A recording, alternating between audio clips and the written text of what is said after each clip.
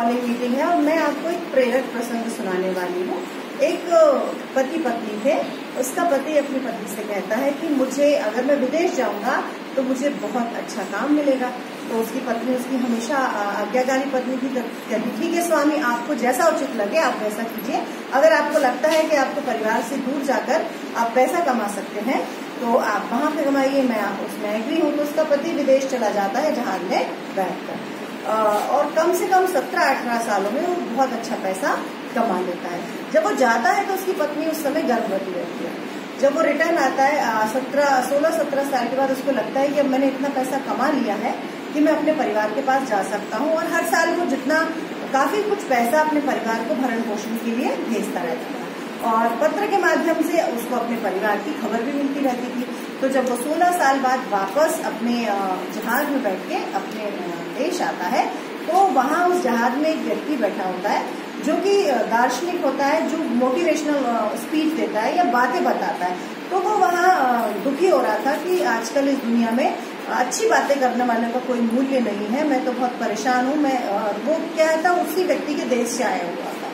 तो उसको लगता है ये मेरे देश से आया है, मेरे देश से दुखी है, तो चलो मैं इसकी एक अच्छी बातें सुनकर इसको पैसा दे दूंगा। तो वो उससे कहता है कि अच्छा मैं आपको 500 स्वर्ण मुद्राएं दूंगा, आप मुझे कोई भी ऐसी अच्छी बात बताइए जो मेरे जीवन में कभी न कभी फायदा करती है। तो व्यक्ति कहता है ठीक है।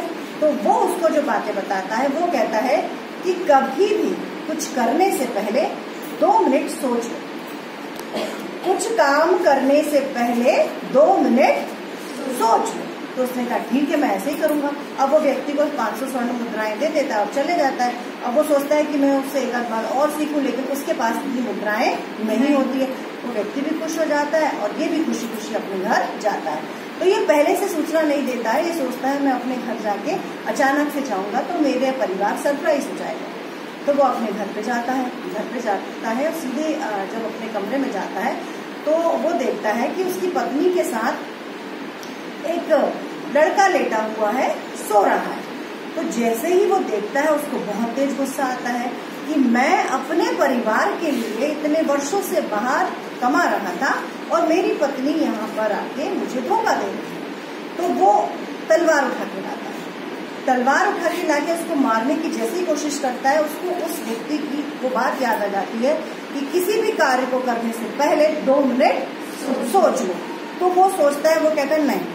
उतने में उसकी तलवार एक बर्तन से टकराती है तो बर्तन गिरता है और उसकी पत्नी और वो जो उस पर सो रहा होता है लड़का वो जाग जाता है।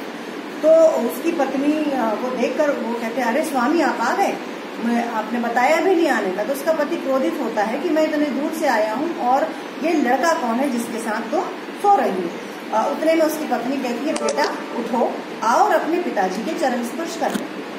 तो उसका पिताजी बिल्कुल सोच में रह जाता है।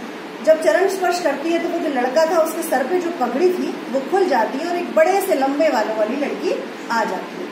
तो वो उसके पिताजी जो उसकी पत्नी होती है वो कहती है ये आपकी ही पुत्री है, मैंने इसके सर पे पगड़ी इसलिए रखी है कि कहीं पिता के ना होने पर इसके मान में कमी ना आ जाए, इसलिए मैंने इसको लड़के और लड़की दोनों की तरह पाला है कि कोई इस पे उंगली ना उठा सके। मैंने इसको लड़का बना के पाला है। तो उसका पिताजी सोचता है वही व्यक्ति की बात कि मैंने बहुत अच्छा किया कि 2 मिनट सोच लिया। अगर मैं 2 मिनट नहीं सोचता और मेरी पत्नी और मेरी पुत्री की हत्या कर देता तो आज मैं हाथ मलता रह जाता। तो इस कहानी से आपको क्या शिक्षा मिली? कोई भी काम करो 2 मिनट सोच लो कि इसका परिणाम क्या हो सकता है। अगर वो नहीं सोचता तो क्या होता परिणाम? दोनों उसका पूरा परिवार खत्म हो जाता और वो ग्लानि में वो भी खत्म हो जाता। इसीलिए जीवन में कभी भी, क्योंकि आप विद्यार्थी हो तो कोई भी काम करते हो तो उससे पहले 2 मिनट जरूर सोचिए।